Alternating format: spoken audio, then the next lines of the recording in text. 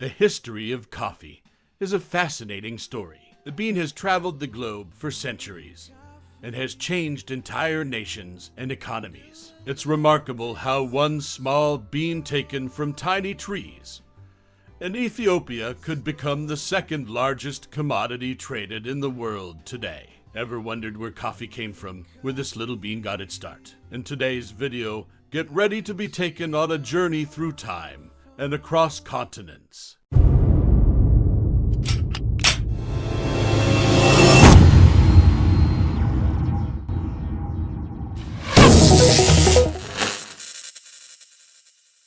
The story goes that Chaldi discovered coffee after he noticed that after eating the berries from a certain tree, his goats became so energetic that they did not want to sleep at night. Chaldi reported his findings to the abbot of the local monastery, who made a drink with the berries and found that it kept him alert through the long hours of evening prayer.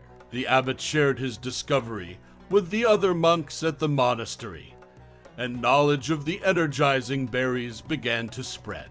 As word moved east and coffee reached the Arabian Peninsula, it began a journey which would bring these beans across the globe. Coffee cultivation and trade began on the Arabian Peninsula.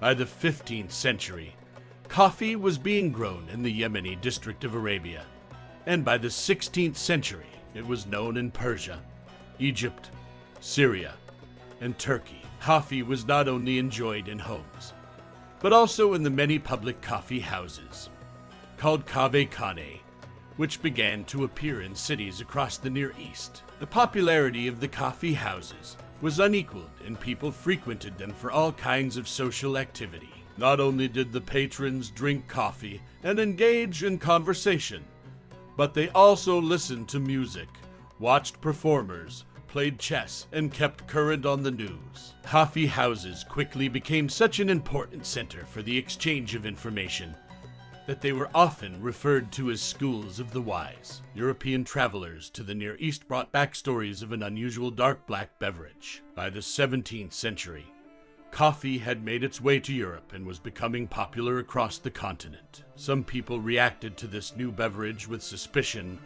or fear, calling it the bitter invention of Satan.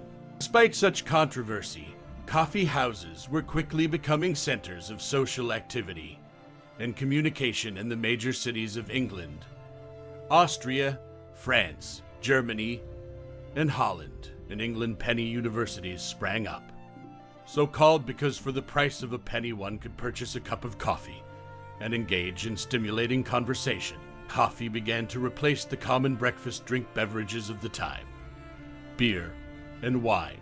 Those who drank coffee instead of alcohol began the day alert and energized, and not surprisingly, the quality of their work was greatly improved. By the mid-17th century, there were over 300 coffee houses in London, many of which attracted like-minded patrons, including merchants, shippers, brokers, and artists. Many businesses grew out of these specialized coffee houses. Coffee continued to be the favored drink in the New World until 1773, as demand for the beverage continued to spread. The Dutch finally got seedlings in the latter half of the 17th century.